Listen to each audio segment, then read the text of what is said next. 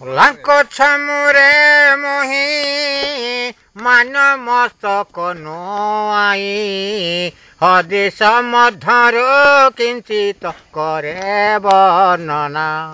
ଶ୍ରେଷ୍ଠ ନବୀ ମହମ୍ମଦ କରିଥିଲେ ଗାଢ଼ ଯୁଦ୍ଧ ଜଂଖଣ୍ଡ କରେ ହୋଇ ଅଛି ଘୋଷଣା ଶତ୍ରୁମାନେ ହୋଇନ ମେଳ ଆସୁଥିଲେ ମଦିନାକୁ କରି ନିର୍ମୂଳ ହଜରତ ମହମ୍ମଦ ପୂର୍ବରୁ ପାଇ ସମ୍ପାଦ ପଥେ ମଧ୍ୟ ଖୋଳାଇଲେ ଏକ ଗାତ ଯେପରି ଏହାକୁ ଡେଇଁ କେହି ଶତ୍ରୁ ନ ଆସଇ ଯହୁଁ ବାସିବେ ସେ ହେବେ ନିୟତ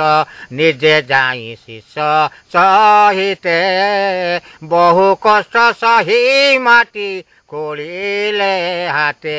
ଏହିପରି କେତେ ଦିନ ହୋଇଗଲା ସମାପନ ଏକ ଦିନଙ୍କରେ ଏକ ଶିଷ ଆସୀଣ ଯଥାବିଧି ମାନ କରି ଚକ୍ଷୁରେ ଲୋତକ ଭରି ବିକଳ ସ୍ୱରେ ସନ କଲା ଜଣାଣ ଆଜ୍ଞା ମୋହି ହେଲି ଦୁର୍ବଳ କାର୍ଯ୍ୟ କରିବାକୁ ହସ୍ତ ନ ଚଳେ ମୋର ଆଜି ହେଲା 7 ଦିନ କରି ନାହିଁ ମୁଁ ଭୋଜନ ଭୋକ ଜଳରେ ପ୍ରାଣ ହୁଏ ଅସ୍ଥିର 7 ଗୋଟି ମୁଁ ଇଟା ମାନ ଓଦରେ ବାନ୍ଧିଛି ଦେଖ କରି ଯତନ ଏହାର ବିକଳ ଦେଖି ସିନ ବି ବୁଝିଲେ ଆଖି ମଧୁରେ ସୁରେ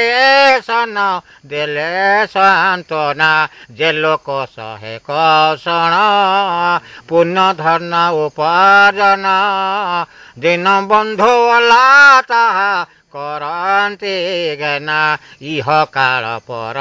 କଳରେ ଶାନ୍ତି ନେଇବ ଶାନ୍ତି ନିଜ କୋଳରେ।